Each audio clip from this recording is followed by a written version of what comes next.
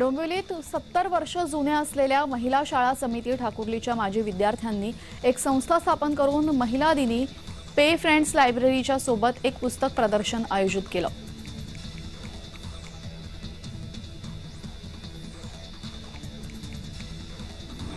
आज महाशिवरात्र असल्याने धुळे सोलापूर राष्ट्रीय महामार्गावरील मुरमा परिसरात असलेलं बोरेश्वर मंदिरामध्ये भाविकांनी पहाटेपासूनच दर्शनासाठी गर्दी केली। भाविकांची गैरसोय होऊ नये तसेच दर्शन सुरळीत व्हावं यासाठी बोरेश्वर मंदिर दर्शनाची व्यवस्था करण्यात आली होती।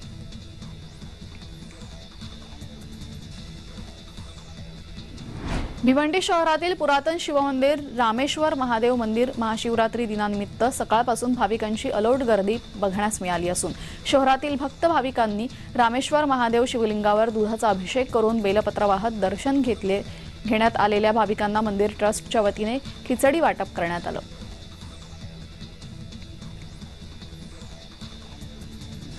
महाशिवरात्री निमित्त शालेय विद्यार्थ्यांनी बेलफळावर तसेच चिलिमावर महादेवाचा विवाह प्रसंग आपल्या हाताने रेखाटलेला आहे। या शिवभक्त विद्यार्थ्यांना 12 तासांचा कालावधी लागला असून चित्रांमध्ये विवाह प्रसंगी उपस्थित असलेले गणगंधर्व, किन्नर, देव, देवता सर्व प्रकारचे रेखाटन या शालेय विद्यार्थ्यांनी केलेले आहे।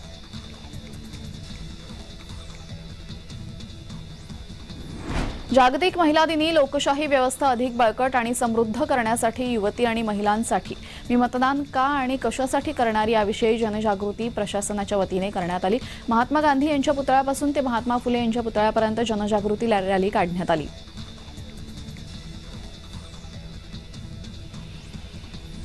देवगड येथील पवनचक्की गार्डन येथे महादेवाच्या मूर्ती असून नितेश राणे यांनी महाशिवरात्री दिनानिमित्ताने देवगड येथे पवनचक्की गार्डन येथे जाऊन महादेवाचं दर्शन घेतलं। यावेळेस मोठ्या संख्येने कार्यकर्ते उपस्थित होते।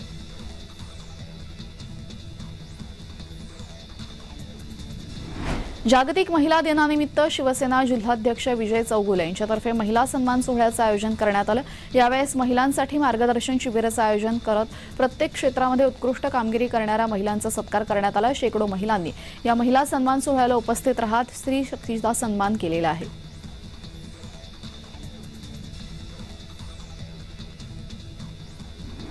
अखंड महाराष्ट्राचं कुलदैवत असणाऱ्या जेजुरी गडावर बारामतीच्या खासदार सुप्रिया सुळे यांनी महाशिवरात्रीनिमित्त खंडेरायाचं दर्शन घेत पूजा केली।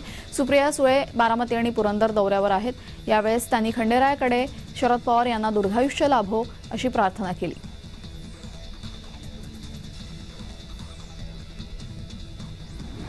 हिंगोलीच्या सेनगाव तालुक्यातील खुडजमध्ये 20 नागरिकांना उपवासाची भगर खाल्ल्याने विषबाधा झाल्याची घटना घडली। शुक्रवारी एकादशी निमित्त या सर्व नागरिकांनी उपवासाची भगर खाल्ली होती। त्यानंतर रात्री या नागरिकांना मळमळ होणे, चक्कर येणे, उलट्या असा त्रास जाणवू लागल्याने या नागरिकांना सेनगावच्या ग्रामीण रुग्णालयात उपचारासाठी दाखल करण्यात आलं।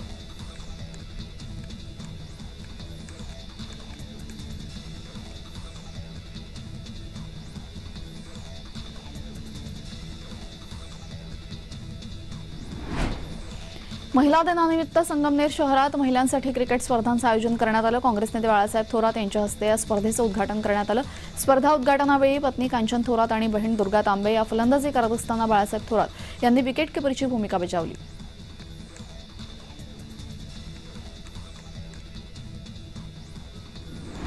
सतरा तासांच्या मेहनतीनंतर धुळ्यातील महिलेने महादेवाची भव्य रांगोळी साकारली। तेजल पाटील या महिलेने 4x4 फूट आकारात ध्यानाला बसलेल्या महादेवांच्या रांगोळी साकारलेली आहे। चंद्राच्या प्रकाशात झाडाखाली तसेच शिवलिंगासमोर महादेव ध्यान करत असल्याचे या रांगोळीमधून दाखवण्यात आलंय।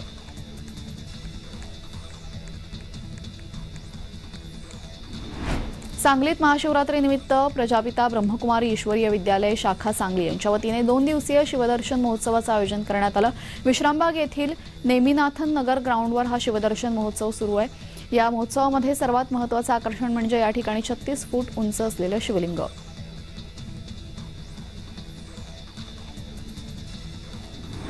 मुळशी तालुक्यातील कोळवण खोऱ्यामध्ये महाशिवरात्रीनिमित्त भालगुडी येथे स्वयंभू श्री नारायणाच्या मंदिराला आकर्षक विद्युत रोषणाई आणि रंगीबेरंगी सुगंधी फुलांची सजावट करण्यात आली। पहाटेपासून दर्शनासाठी भाविक गर्दी करू लागलेत।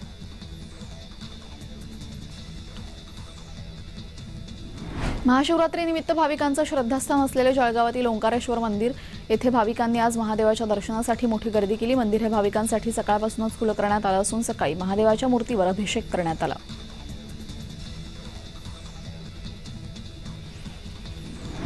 नवी मुंबईत महाशिवरात्रीचा भक्तिमय उत्साह बघायला मिळाला। माजी खासदार डॉक्टर संजीव नाईक यांनी सपत्नीक वाशीतील इच्छापूर्ती जागृत श्री सोमेश्वर शिवमंदिरात महापूजा करत भगवान शंकराचं दर्शन घेतलं।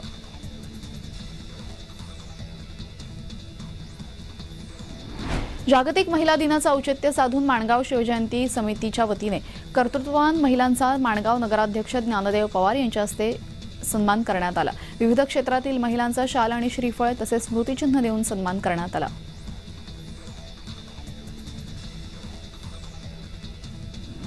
सावंतवाडी तालुक्यातील सांगेली येथे जवाहर नवोदय विद्यालयामध्ये शिकणाऱ्या तब्बल 43 विद्यार्थ्यांना अन्नातून विषबाधा झाली। त्यांनी अधिक उपचारांसाठी सांगेली येथील प्राथमिक आरोग्य केंद्रात दाखल करण्यात आले।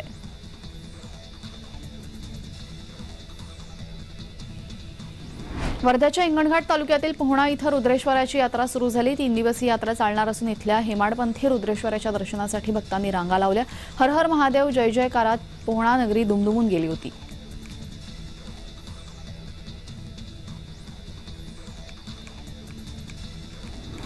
महाशिवरात्रीनिमित्त पुणे मुंबई महामार्गालगत असलेल्या घोराडेश्वर डोंगरावर पहाटेपासूनच भक्तांनी दर्शनासाठी एकच गर्दी केली। भक्तांची घोराडेश्वर डोंगरावर शिव शंभूच्या दर्शनासाठी झुंबड उडालेली बघायला मिळाली।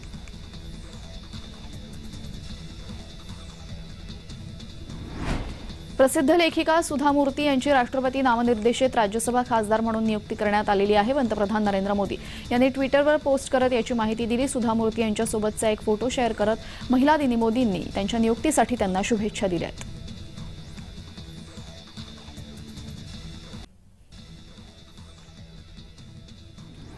आंतरराष्ट्रीय महिला दिनानिमित्ताने महिलांसाठी गोरेगाव पश्चिमेत मुंबई महापालिकेच्या माध्यमातून बांधण्यात आलेल्या वसतिगृहाचं उद्घाटन पश्चिम उपनगराचे पालकमंत्री मंगलप्रभात लोढा यांच्या हस्ते करण्यात आलं। आधुनिक सुविधांसह महिलांसाठी अतिशय चांगली अशी 180 वसतिगृहांचं उद्घाटन आज महिला दिनानिमित्त करण्यात आलं। मुंबई महापालिकेकडून मुंबईमध्ये अशा पद्धतीने 5 ठिकाणी अजून महिलांसाठी वसतिगृह बांधली जाणार असल्याचं मंगलप्रभात लोढा यांनी सांगितलंय।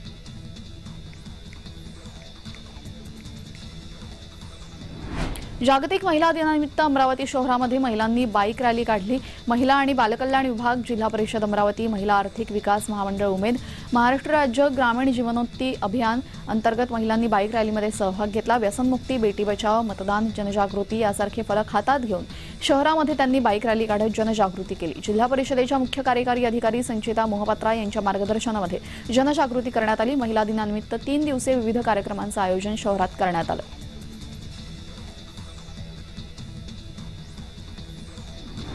खुलताबाद तालुक्यात खिरडी गावात शेतवस्तीवर राहणाऱ्या कष्टकरी शेतकरी महिला आणि त्यांच्या कुटुंबातील सदस्यांचा जागतिक महिला दिनाचं औचित्य साधून एक दिवस अगोदरच साडी आणि शाल देऊन सन्मान करण्यात आला।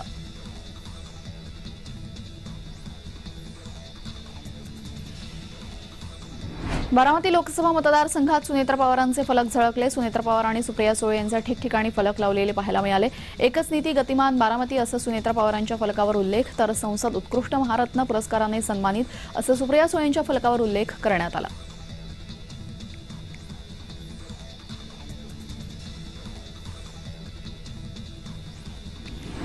वर्ध्याची रुपाली चेके जिल्ह्यातील पहिली शाळा वाहन चालक बनलेली आहे। आर्थिक अडचणींमुळे शाळेच्या वाहन चालनाचा निर्णय तिने घेतला।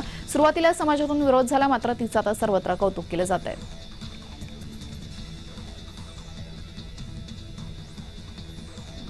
छत्रपती संभाजीनगरच्या सातारा परिसरासह बीड बायपास देवळाई भागामध्ये हिंदू तरुणी महिलांची छेड काढणं आणि या घटना संपूर्ण वाढलेल्या आहेत। दिवसभरातून समोर अशा घटना येतात। या गुन्ह्यातील आरोपींविरोधात कडक कारवाई करावी अशी मागणी सकल हिंदू समाजातर्फे करण्यात आली। या संदर्भातील निवेदन समाजातर्फे सातारा पोलीस ठाण्यासमोर ठिय्या आंदोलन करत देण्यात आलं।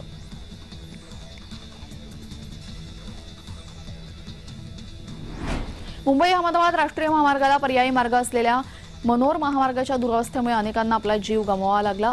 आज या महामार्गाच्या कामाचं भूमिपूजन पार पडलं, त्यामुळे स्थानिक वाहन चालक आणि प्रवासियांना मोठा दिलासा मिळणार आहे। केंद्रीय मंत्री कपिल पाटील आणि राज्याचे सार्वजनिक बांधकाम मंत्री रवींद्र चव्हाण यांच्या हस्ते कुडूस येथे सार्वजनिक बांधकाम विभागाचा भव्य भूमिपूजन सोहळा पार पडला।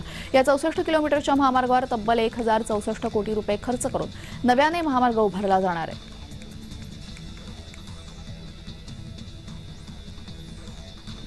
देवेंद्र फडणवीस यांचं स्टेटस का ठेवलं असं म्हणत केज तालुक्यातील लहुरी गावात गणेश चाळक यांना राशप गटाचे युवक तालुका अध्यक्ष कैलास चाळक यांनी बेदम मारहाण केल्याची घटना घडली। गणेश चाळक गंभीर जखमी झाले असून त्यांच्यावर अंबेजोगाईमधील स्वामी रामानंद तीर्थ रुग्णालयामध्ये उपचार सुरू आहेत।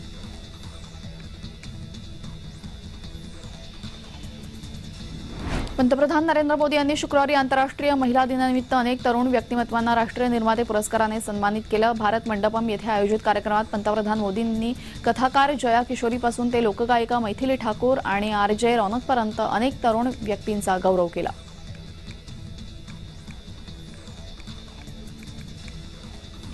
उमरगा शहरातील 12व्या शतकातील हेमाडपंथी महादेव मंदिरात महाशिवरात्रीनिमित्त भाविकांची प्रचंड गर्दी आणि उत्साह दिसला।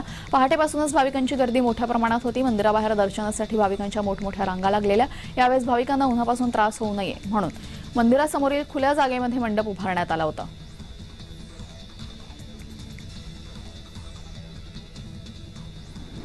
ठाण्यातील शेकडो वर्षांची प्राचीनता असणाऱ्या कोपिनेश्वर शंकर मंदिर इथून दर्शन घेऊन ज्योतिबा यात्रा सुरू करून आमदार निरंजन डावखरे, समन्वय प्रतिष्ठान आणि भारतीय जनता पार्टी आध्यात्मिक समन्वय आघाडी नौपाडा यांच्या वतीने होमात्मक अनुष्ठान करण्यात आलं। यावेळेस वाराणसी येथील काशी विश्वेश्वर आणि आणलेल्या ज्योतींची मिरवणूक काढण्यात आली।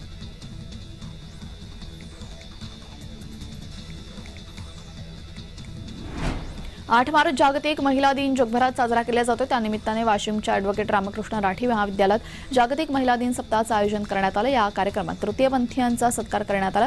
तसेच तृतीयपंथी किरण अम्मा यांनी तृतीयपंथी यांच्यासमोर असलेली सामाजिक समस्या या विषयावर विद्यार्थ्यांना मार्गदर्शन केलं।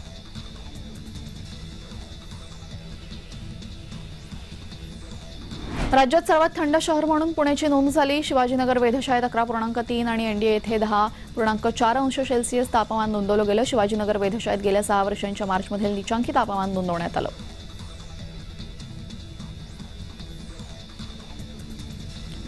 काँग्रेस नेते राहुल गांधी यांची भारत जोडो न्याय यात्रा अंतिम टप्प्यात पोहोचली असून लवकरच ही यात्रा महाराष्ट्रात दाखल होणार आहे। या यात्रेची नियोजन बैठक युवक काँग्रेसचे राष्ट्रीय अध्यक्ष पी.व्ही. श्रीनिवास यांच्या उपस्थितीत ऐरोली येथे पार पडली।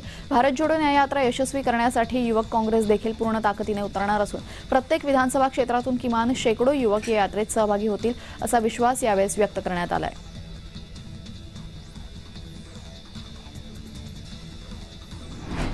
जेजुरी औद्योगिक वसाहतीतील पद्मविभूषण शरदचंद्रजी पवार क्रीडा संकुलाचे ज्येष्ठ नेते शरद पवार यांच्या हस्ते उद्घाटन समारंभ संपन्न झाला। यावेळी जेजुरीकरांनी तुतारी वाजवून मोठ्या उत्साहामध्ये शरद पवार यांचं स्वागत केलं। या कार्यक्रमासाठी पुरंदरचे आमदार संजय जगताप आणि जेजुरी औद्योगिक वसाहतीतील अधिकारी वर्ग, कामगार, नागरिक मोठ्या संख्येने उपस्थित होते।